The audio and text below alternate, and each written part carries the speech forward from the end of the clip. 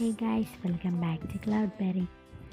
അപ്പം ഞാൻ ഇന്ന് വന്നിരിക്കുന്നത് ഈ ഒരു നെയിം സ്ലിപ്പിനെ നല്ല ക്യൂട്ടായിട്ടുള്ള നെയിം സ്ലിപ്പ് ആക്കാനാണ്. ഞാൻ സ്കൂളിൽ പോയപ്പോൾ ഞാൻ ഉണ്ടാക്കിയ നെയിം സ്ലിപ്പായിട്ട് കൊണ്ടുപോയത്. അപ്പോൾ എനിക്ക് കുറേ കോംപ്ലിമെൻറ്റ് കിട്ടിയിരുന്നു. അപ്പോൾ അതുകൊണ്ടാണ് ഞാൻ വീഡിയോ ആക്കണേ. അപ്പോൾ ആദ്യം തന്നെ നമുക്ക് രണ്ട് വൈറ്റ് പേപ്പറും പിന്നെ ഒരു നെയിം സ്ലിപ്പും വേണം.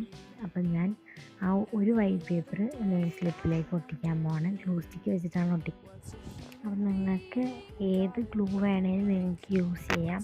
ബട്ട് പേപ്പറിൻ്റെയൊക്കെ ക്രാഷ് ചെയ്യുമ്പം ഇതാണ് നല്ലത്. നമ്മൾ ഇതിനകത്തേക്ക് ഒട്ടിച്ചു കൊടുക്കണം. ഒരു പേപ്പർ ഒട്ടിച്ചാൽ മതിയേ.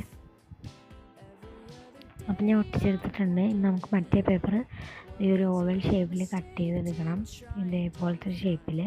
അപ്പം ഞാൻ കട്ട് ചെയ്ത് എടുത്തിട്ടുണ്ട്. അപ്പം ഈ ഒരു ഷേപ്പിൽ കട്ട് ചെയ്യണം. എനിക്ക് എപ്പോഴും ഈ ഒരു ഷേപ്പ് കട്ട് ചെയ്യുമ്പോൾ ശരിയാവാറില്ല. ബട്ട് നിങ്ങൾ ചെയ്യുമ്പോൾ നന്നായിട്ട് ചെയ്യണം കേട്ടോ. എനിക്കിപ്പോൾ ഇനി ഇവിടെ ഒട്ടിക്കാനില്ല. ഞാൻ ഈ ഒരു പിക്ചറാണ് വരച്ചു കൊടുക്കണം. അതിൻ്റെ സൈഡിലൊരു പിക്ചർ വരയ്ക്കണം. ഞാൻ ഇന്നലെ ഒരു വീഡിയോ ഇട്ടുണ്ടായി, അതിനകത്തും ഈ പിക്ചർ തന്നെയാണ് വരച്ചത്. പിന്നെ വേറെ എടുക്കണ്ടല്ലോ എന്ന് എഴുതിയിട്ടാണ് ഇത് തന്നെ വരയ്ക്കണം. ഞാൻ വരച്ചെടുത്തിട്ടുണ്ട്. അപ്പോൾ ഇനി നമ്മൾ അതിൻ്റെ സൈഡിൽ നെയിം, ക്ലാസ് അതൊക്കെ എഴുതി.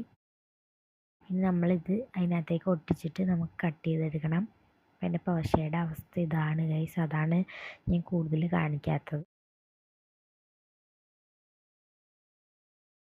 നമ്മൾ ഇതിനകത്തേക്ക് ഒട്ടിച്ചു കൊടുക്കുക.